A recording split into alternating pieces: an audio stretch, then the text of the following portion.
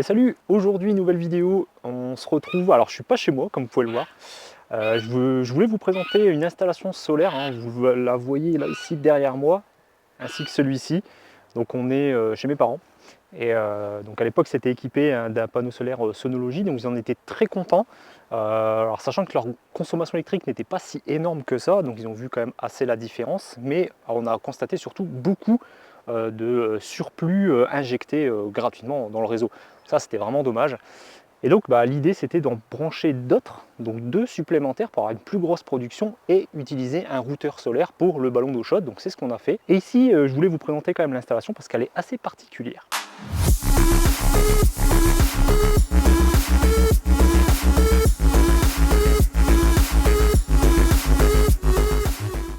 Donc là on est sur une installation Sonology, hein, de l'époque, donc avec une installation un peu particulière pour dire d'avoir encore accès un peu en dessous, hein, la pelouse, etc. Et puis le système de lestage basique, mais qui fait très bien le travail, hein, des grosses poutres en bois. Donc l'idée ici c'était de pouvoir le bouger éventuellement si on avait besoin. C'est pour ça qu'il a été mis sur un châssis comme ça. Et puis après il a été fixé avec ce qu'il faut, plus les branchements, une petite gaine pour pouvoir passer l'électricité et arriver à une prise électrique qui est là-bas. Donc là on en retrouve deux nouveaux, donc c'est pas des Sonology, c'était des panneaux solaires qui ont été achetés sur donc à un prix plutôt intéressant, hein, parce que là on était sur deux panneaux de 425 watts crête avec un micro-onduleur Oil Miles HM800, donc on ira le voir après parce qu'il n'est pas derrière le panneau, on a fait le choix de le mettre en dessous, hein, ici au niveau de la dépendance, comme ça il ne sera pas trop exposé à la chaleur, donc ça pourra peut-être aider à sa performance.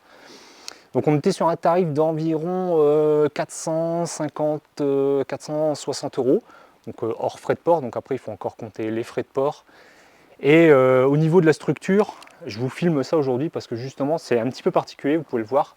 À l'arrière on voit des rayos, puisque la toiture est assez plate, donc au niveau de l'exposition c'était pas terrible, donc du coup on a, voilà, il a été décidé de faire des rayos à l'arrière des panneaux pour pouvoir avoir un angle beaucoup plus intéressant et avoir une meilleure productivité. Donc je vais monter en haut, je vais vous montrer un petit peu les fixations et après on passera en dessous pour vous montrer comment on a branché tout ça. Donc ici en bas du panneau, donc, on a utilisé, alors c'était des barres en inox ou en alu, je ne sais plus, en alu, donc deux grandes traverses en aluminium qui ont été récupérées, hein, donc c'est quasiment que de la récupération, donc comme quoi on peut fabriquer soi-même son châssis, hein, ou son système de fixation sur toiture lorsqu'on achète des panneaux comme ça. On n'est pas obligé de prendre les kits, hein, qui mine de rien sont assez chers.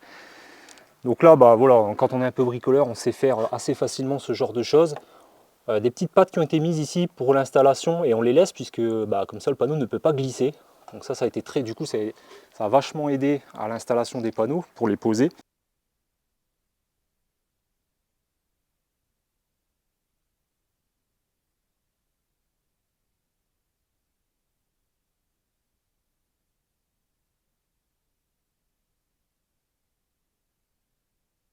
Voilà. Et puis après des brides, hein, classiques avec des tiges filetées et des écrous nil stop.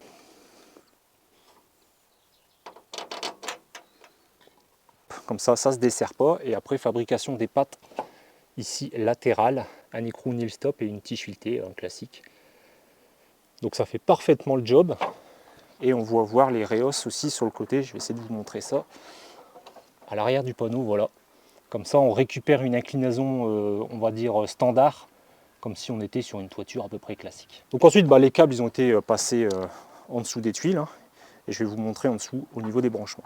Bon, là on vient juste de brancher pour voir si ça fonctionnait. Bien évidemment tous les câbles vont être bien fixés ici le long des poutres, comme ça ce sera très propre. Donc là ici on a glissé en dessous, donc même pas besoin de faire de trous, ça passe nickel en dessous de la toile, hein, qui protège.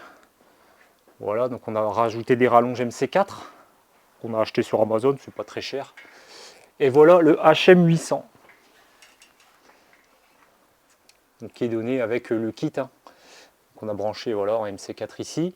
Et ici vous voyez deux prises, donc c'est normal, il y en a une, c'est le Sonology, hein, que j'ai présenté là-bas tout à l'heure, qui arrive directement ici, et une deuxième prise pour le HM800, parce que comme on est éloigné, on peut pas, forcément, vous ne pouvez pas coupler le HM800 avec le HM400 de Sonology. Mais ça aurait été totalement possible, là, puisque vu que c'est la gamme HM, on peut les interconnecter, hein. Vous voyez ici, on a le câble d'origine, d'ailleurs une grande longueur ici hein, forcément, qui va à la prise électrique, mais de l'autre côté vous avez toujours votre embout libre si vous voulez mettre un deuxième HM800 ou comme je disais tout à l'heure, si vous avez un Sonology, ça marchera parfaitement. Et après il restera la terre, hein, parce que forcément là une installation comme ça, vous êtes obligé de mettre le châssis à la terre, donc ça sera fait bien évidemment après aussi, hein.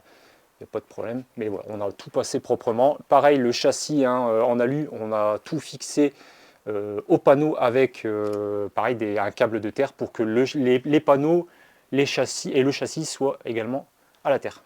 Donc voilà, je suis sur le côté, je suis monté un petit peu à l'échelle pour vous montrer. Donc vous voyez les branchements, voilà, ici, donc on voit bien le câble de terre qui est fixé au panneau.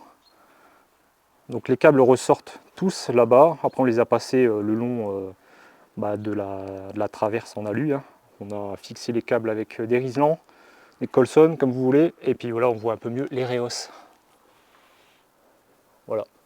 Donc pareil, hein, les fixations des Reos comme ça, c'est du fait maison évidemment, hein, fixé en dessous sur la charpente. On s'est basé sur des fixations, enfin on s'est basé, non, c'est mon père qui s'est basé sur des fixations existantes au niveau de leur forme. Et puis après, en fonction de votre lieu d'installation, ça sera à vous d'adapter selon comment votre charpente elle est faite, hein, forcément. Donc après, il faut adapter un petit peu. Et il y a un petit peu de meulage de tuiles à faire pour laisser passer les pattes. Là, voilà, on la voit un petit peu. Elle est ici. Vous voyez, ça a été un tout petit peu meulé. Pas grand-chose, hein, sinon ça se glisse plutôt bien en dessous. Donc voilà, trois pieds de fixation pour 2 panneaux. Je pense que c'est largement suffisant. Donc voilà hein, la présentation et l'installation justement chez mes parents. Donc là ils sont maintenant plutôt bien équipés. Pour le routeur solaire avec le ballon d'eau chaude, c'est nickel.